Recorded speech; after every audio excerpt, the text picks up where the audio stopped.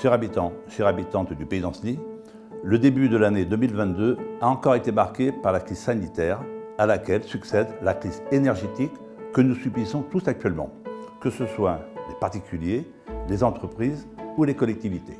Malgré cela, la Compa restera pleinement mobilisée dans ses domaines de compétences sur les enjeux prioritaires de développement économique, de transition économique et d'attractivité du territoire. En matière de développement économique, pour sécuriser et faciliter l'accès des zones d'activité économique, 3 opérations principales. Début 2023, les travaux de création du rond-point d'accès à l'espace 23 côté Bouligne sur la route de Nord-sur-Erdre.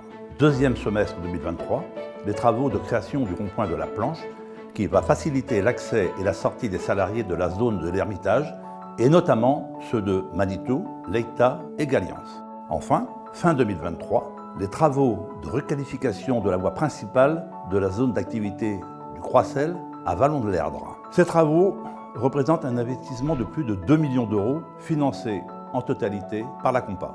Le Forum des métiers, à destination des collégiens du territoire, qui avait été annulé en 2022 en raison de la crise sanitaire, se déroulera les 20 et 21 janvier prochains. Plus de 2000 jeunes y sont attendus.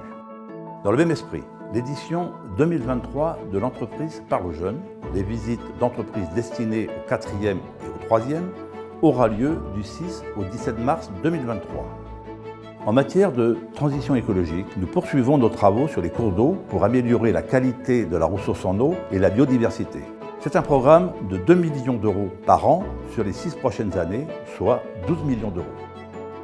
Dans le même domaine de la transition écologique, nous augmenterons nos moyens en faveur de l'économie circulaire en réalisant les études préalables à l'extension des l'éclocycleries du Pays d'Ancenis, située à Vallon-de-l'Erdre, gérée par Trocanton. En matière d'assainissement, nous poursuivrons nos actions de remise aux normes et de reconstruction des stations d'épuration. Après Théier et Ligné, ce sera le tour de celles de Mésanger, La Chapelle-Saint-Sauveur et Vritz, ainsi que les études préalables à la reconstruction de la station d'épuration de la Bicoterie à Ancenis-Saint-Géréon. Cela représente un programme d'investissement de près de 22 millions d'euros sur les 3 prochaines années.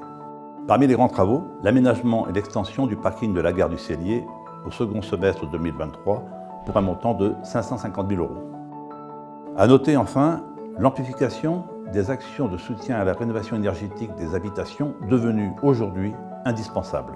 Et en matière d'attractivité de notre territoire, nous allons finaliser les programmes de restructuration et de mise aux normes des piscines Jean Blanchet à Ancenis-Saint-Géréon et Alexandre Brault à Vallon-de-l'Erdre. Travaux qui auront lieu en 2024 pour un montant d'investissement de plus de 7 millions d'euros.